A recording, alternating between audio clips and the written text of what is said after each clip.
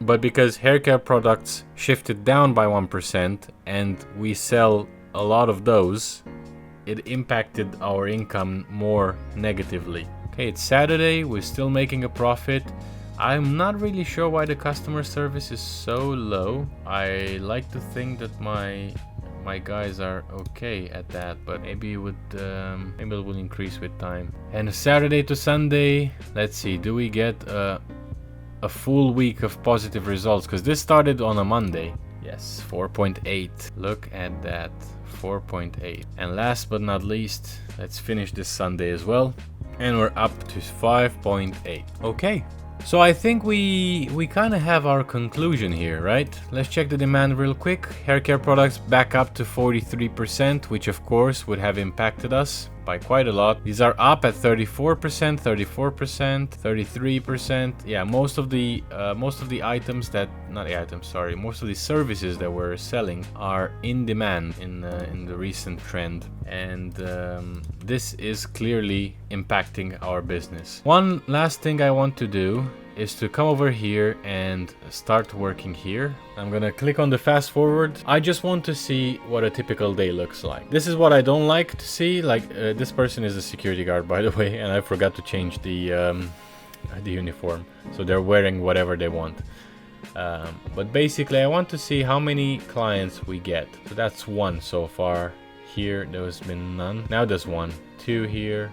Okay, so we do get some people coming and going, using the not just the cash register for the hair care products, but actually getting their hair done. So the way I'm trying to shift my mind around is that this place, I made it to be filled with customers. It's in Midtown. I thought, you know, even if the traffic index is low, maybe we can make it work with the aid of marketing campaigns. It's gonna be fine. If this didn't go to plan and we lost a bunch of money with not much prospect of actually making profit ever. Wow, sorry, I'm getting sidetracked because the customer service keeps going down and I don't get it. Oh, that's why. We have hairstylists instead of customer service agents operating the cash register. I did not realize I did that. I'm very sorry. I need to start recruiting. Okay, that's the reason why. So normally when you add an employee to the HR manager, they start getting trained on their skill level. But because the training happens on the main skill and not the secondary skill, they didn't get trained because their main skill is hairstyling, and secondary, they're a customer service agent. So they kept the same number in terms of the skill percent. That is completely fine. Can get these two people to come and save the day. And I don't want to waste these guys because they actually are hairstylists and we were paying them a hefty amount of money to do the job of a customer service agent. So I'm just gonna put them back into the haircutting. Just want to see if that did any changes in terms of income. Okay, immediately from 54 we're up to 88. Right, so sorry, I got sidetracked. What I was gonna say is that the only other thing that you can do to try and help a business when it's this low, that I thought of anyway, I'm not saying is the only thing, I'm saying is one of the last resort type of things, is buying out everyone else. I know it's very expensive, completely unpractical, and quite honestly insane to do so, but this would be a last resort option.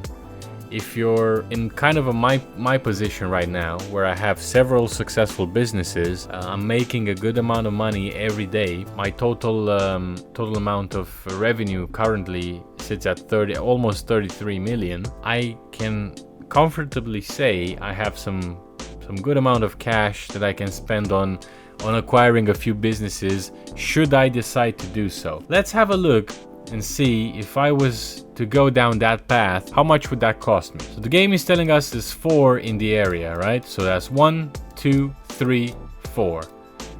One is it's us, right? So let's have a look at this one. This is an estimated valuation of 14 million. Okay, it's a very small one, and this would be the perfect place to get, because you don't want medium size in hair salons. I would have never gotten one, not with this traffic index, I mean. If the traffic index was, you know, maybe with 33, it's still better than, a lot better than 24. If it was around 40, I would have had no problem, I think. But because it's medium size and the building capacity, the customer capacity is at 40, it's a lot. But with this one, small size, 33 traffic index, 15 customer capacity per hour, that means you can get away with a couple of chairs, you're good to go. So this was 14 million. Let's see the other one. The other one is on the other side, and this one is almost 16 million. Same building size. Check out this traffic index. Crazy. 46. Crazy. For 75 square meters. Crazy. So this one would have been amazing to get. This is ours. And the last one is over here. 33 million. I can barely afford this one. Why does this cost so much? I have no clue.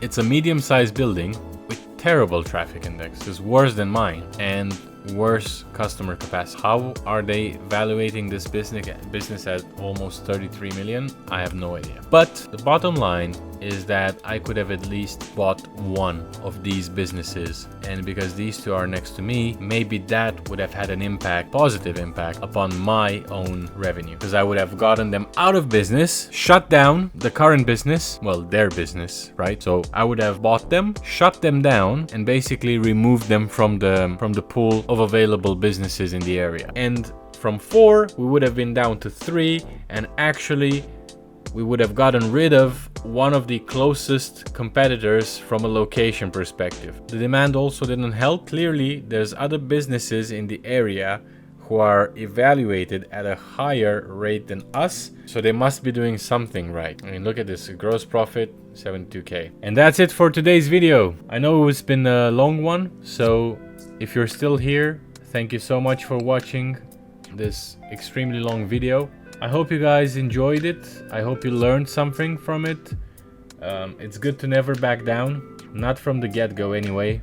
You have to keep trying, you have to keep experimenting with it, if you can afford it, of course. If I wasn't in this fortunate situation of having spare cash, I probably would have gone another path. But because I had this opportunity to trial and test, and I think it helps you guys as well when you're doing your decisions. You saw that you can make it happen. You just need to make the best with what you got. So in our scenario, the demand wasn't there, traffic index wasn't there, we had too many employees, we were open for longer than the necessary time, right?